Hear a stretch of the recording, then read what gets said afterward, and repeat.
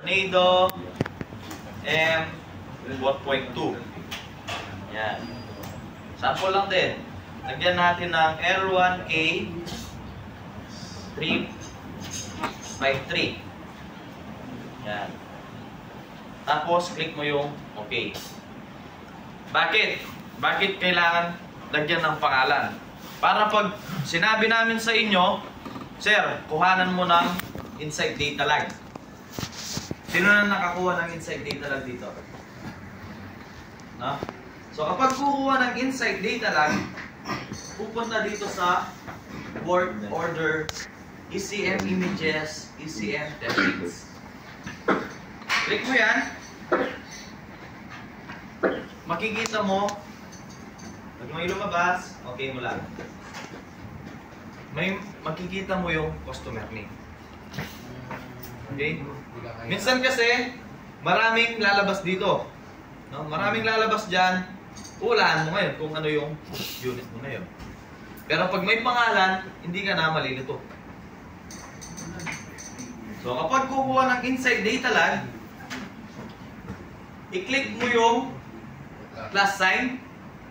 Tapos, click mo yung initial. Right click. Export image. Click mo yung export image. Yan yung lalabas. Yan yung lalabas. Para hindi ka malito, para hindi ka na maghanap sa laptop mo kung saan mo nalagay, no? Click mo yung desktop. Tapos, lagyan mo pangalan.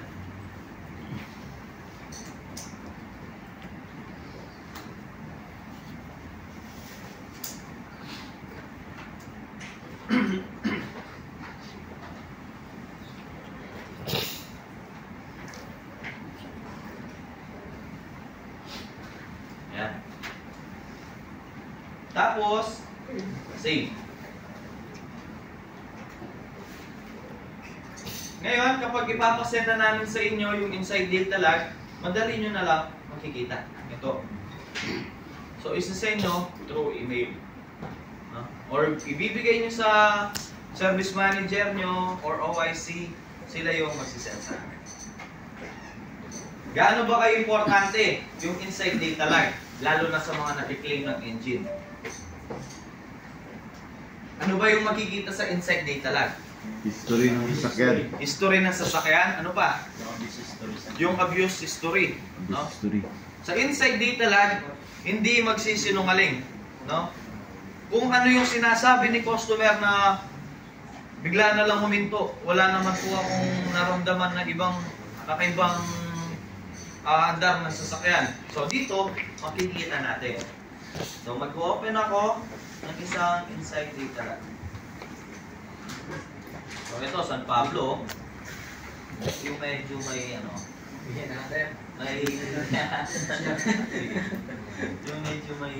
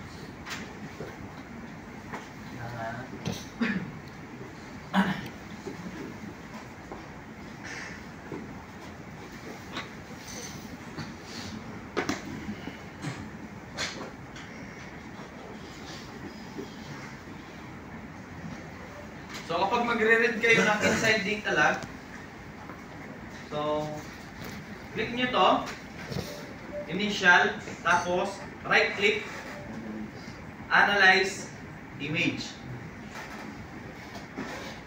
Kaklik nyo ng analyze image, maghintay lang kayo.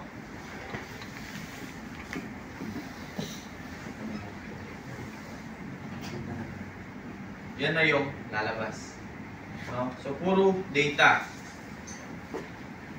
Makikita mo dyan yung data collection, duty cycle monitoring, after treatment system, fault codes. No? So, yun yung mga fault codes.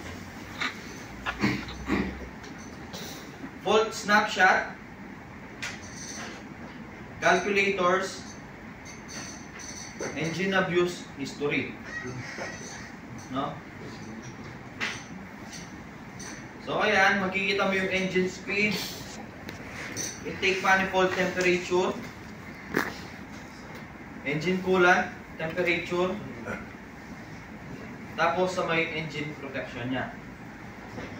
Ito, may mga lumabas. Ito yung fault code, yung value niya, tapos yung unit. Ibig sabihin ng value na to, ito yung sa may correction ito, 113.9 degrees Celsius. Yung duration niya is 2 minutes. No? Ayan. Anak pa ako nung yung ibang may abuse history talaga.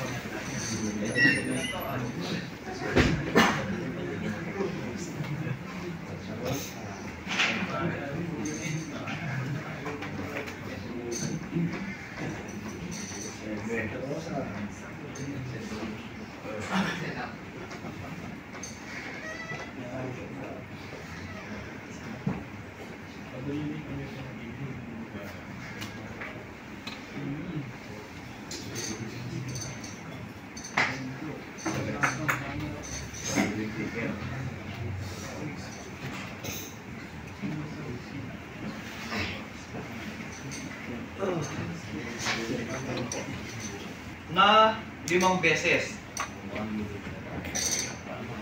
Yung value niya is 0. So, ibig sabihin, wala nang nasisense yung oil sensor natin pag itapix sa langat. Sir, ayusin mo yung pusa. Okay? So, dito, ayan, makikita natin yung duration. 19 seconds, 30 seconds, 1 minute and 23 seconds, 3 minutes and 44 seconds, 31 minutes, 11 seconds na walang dumadaloy na langis sa engine. No? So, imagine, 30 minutes na walang lubrication yung isang engine. Pumatok. No? Namintana siguro. So, ayan. Diyan makikita natin yung abuse history. Ilang RPM yung ginawa niya. Ilang temperature ng engine. No? So, 105 degrees Celsius. 5 minutes. No? Okay. So, dito, all codes.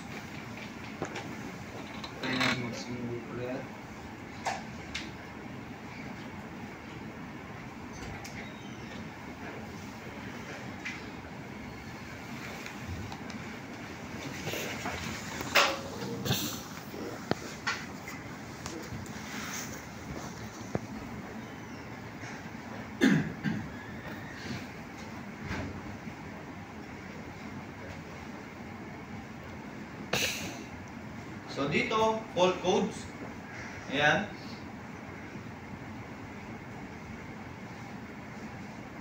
Kapag updated yung insight nyo, double click nyo yan, makikita nyo yung diagram, pati fault description. No? Ayan. Okay? So, kailangan ina-update din.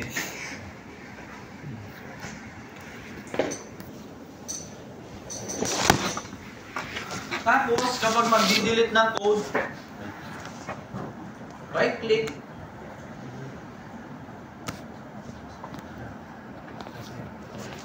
reset, wall. Ngayon, magbibigay ng instruction sa'yo yan. Ayan. Click mo lang, yes.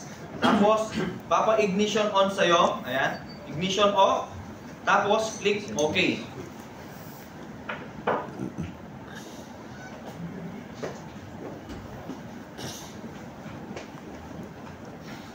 So, maghihintay ka ng 30 seconds bago mo i-ignition on ulit.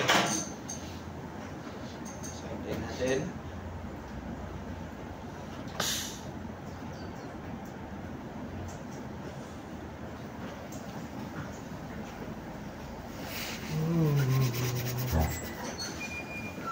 Tapos, ignition on. Tapos, click mo lang ulit. Okay? Dito, sa data monitoring, dyan mo makikita yung actual values. No? Yung parameters ng isang unit. So, click mo lang, all parameters, makikita mo na. Signal voltage. Air conditioning pressure switch. Yan.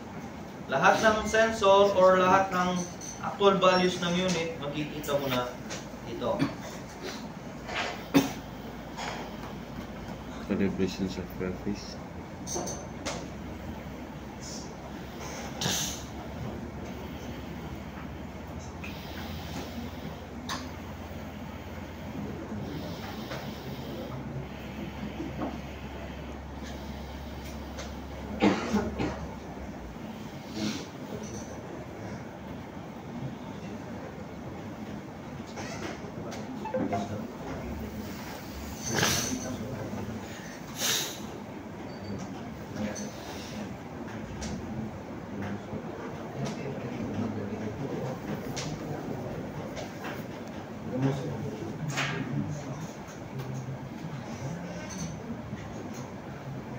Yan. So dito, yung sinasabi namin sa inyo na yung may binary, yung analog, so dito mo rin makikita.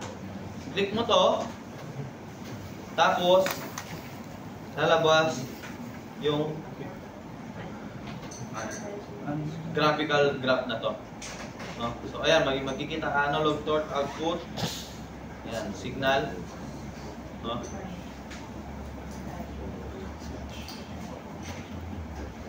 Okay.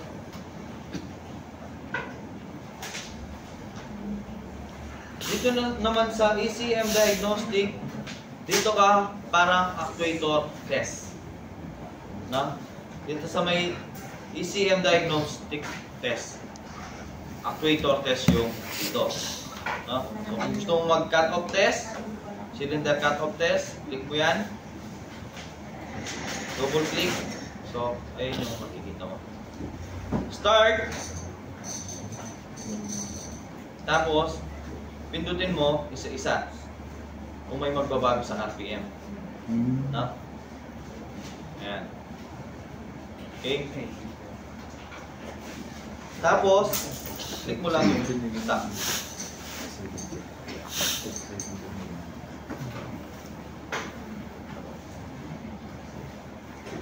Advanced ECM data, dito yung pagkalimbawang na kiki-matching kayo, no? Yung anti-F, yung immobilizer, so dito mo siya i-operate. Okay? Tapos, dito sa features and parameters, dito mo makikita lahat ng parameter settings ng isang unit.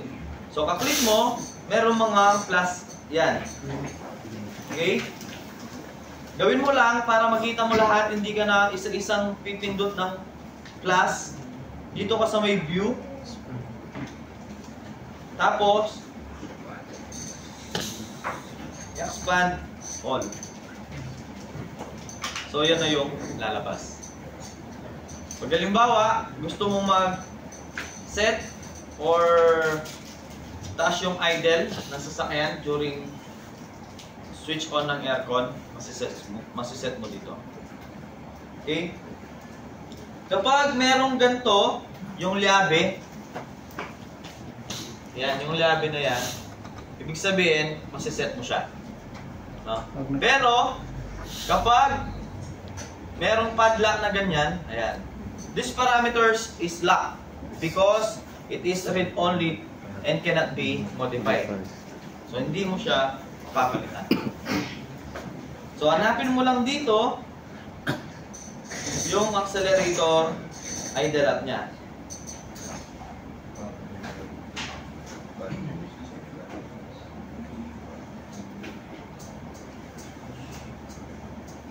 Accelerator maximum.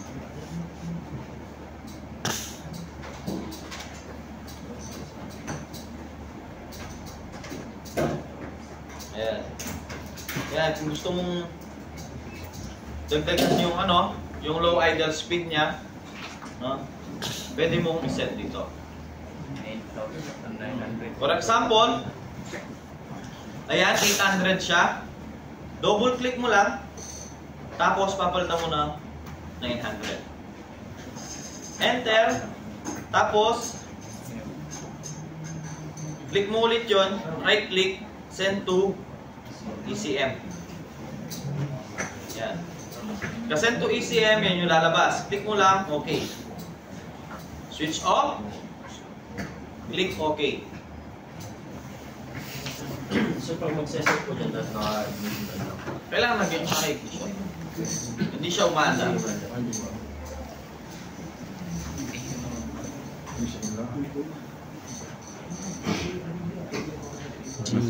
Marami yung function ng ano. Lagi sa sarili niya ano.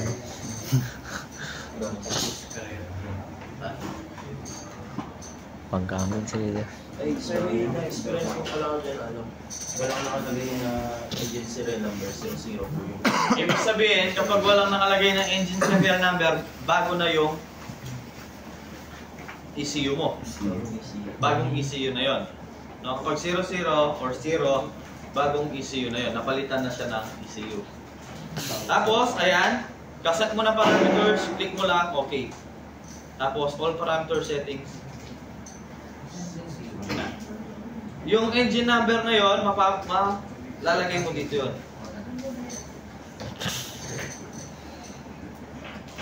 So, ito dahil naka-start siya sa engine serial number.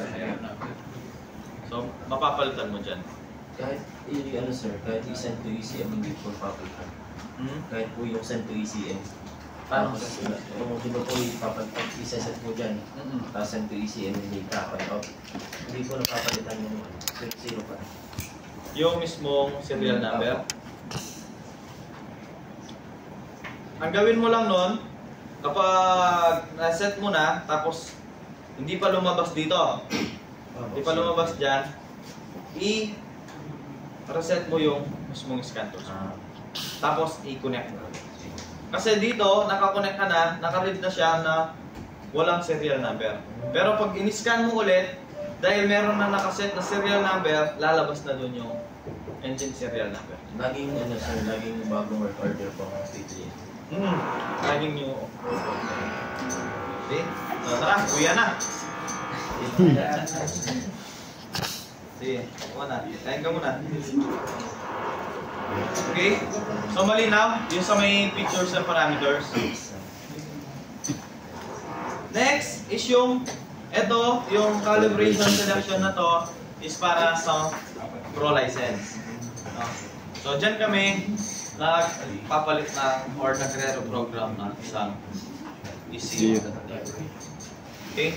So dyan, mag-search kami kung ano yung anong code ng ECU. For example, EL 817, tapos click lang yung search. Sabihin ko na rin sa inyo para kahit hindi kayo allowed na mag-program, para may idea lang kayo. Tapos, kapag search, may lalabas dito na save. So, mayroon na kasi ako nakasave kaya hindi na lumabas. Ngayon, pag mag-program na kami, dito kami pupunta. Ayan. Click lang yan, tapos ayan na yung malalabas. So, pipiliin lang namin dito kung ano yung engine. No?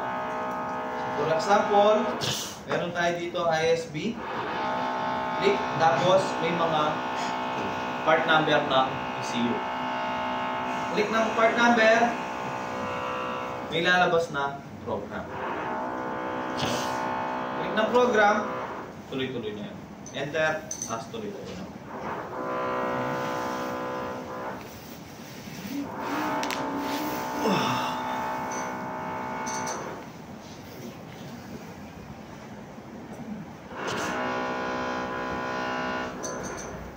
Okay, so dito, hindi naman masyadong gamitin yung trip complete information. No? Audit trial.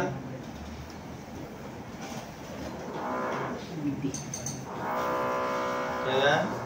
Dito sa audit trial na to, makikita mo din dun sa inside data lag. So itong audit trial, ito yung mga scan tools na pinasok sa ECU. So makikita mo dyan, ayan, inside. Tapos, no video monitoring.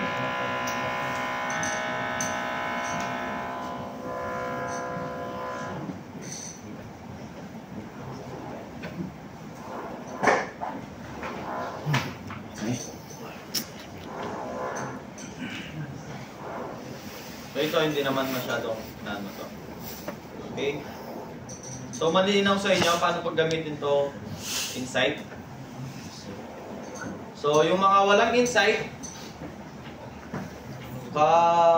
dating nyo sa dealer, pag halimbawa kinumusta kayo ng manager nyo, panigurado ako, kumustahin kayo niyan. Kamusta yung training? Sabihin nyo kagad, importante po pala yung insight. Ano na kagad? Importante po pala yung insight, ma'am. Sir, kaya dapat mag-avail na tayo nun, kumuha na tayo. Diba? Dalawa lang yun, either papayag o babaton. Kasi every year, nagre-renew ng license ng insight. No? Pero syempre, lalo na kapag meron kayong pinapa-approve na warranty, engine, hindi namin na-approvean hanggat walang insight data lag. Kasi yun din yung hinihingi ni Photon International. Okay? Pwede ba yun makakuha ng data lag hindi naka-renew yung Hindi nga. Mayroon ka lang makakapag-read ka lang. Kasi yung basic license, 5 years expiration yun. Yung light, 1 year expiration. Ganon din yung sa may pro license. Pero hindi ka makakakuha ng inside data lag, hindi ka makakapag-edit set parameters kapag wala kang light license.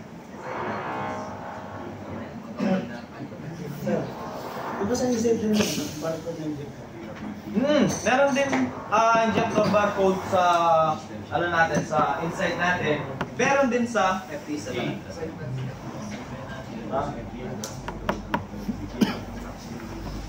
Minsan kasi pag halimbawa Cummins engine yan, lalo na sa mga natin yung automatic or kahit anong Cummins engine na passenger vehicle na merong immobilizer, hindi ka makakapag imo match gamit yung FT700 na.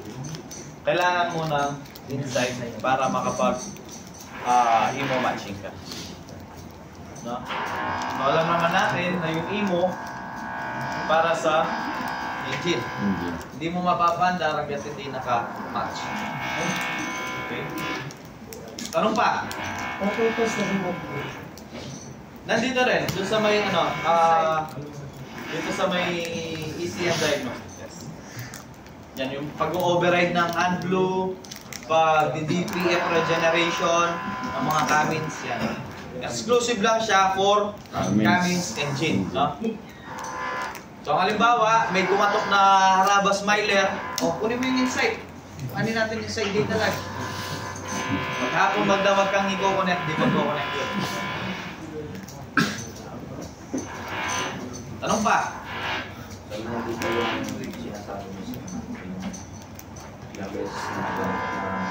Yun! Kasi. So, papagita ko sa'yo. So, ito yung ito. Pasok ko sa work order, ECM template, ECM image, tapos may makikita ka dyan. For example, ito, yung sinample ko kanina, click mo yung flash, tapos click mo yung initial, right click, tapos analyze image. So kapag halimbawa, kukuha ka naman ng inside data log, no? Click mo yan, tapos export images. Kaklik ng export images, desktop ka, tapos palitan mo yung pangalan. Unit, customer name, pati conduction, tapos save mo lang. Okay. So dito, ayan yung makikita mo. All code, abuse history, dahil dito, siya, no? Makikita mo dyan. Okay? So, engine protection, ayan.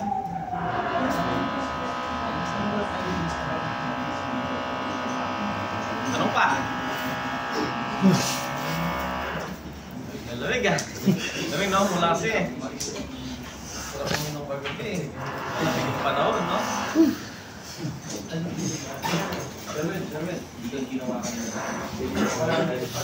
Lahat ba kayo?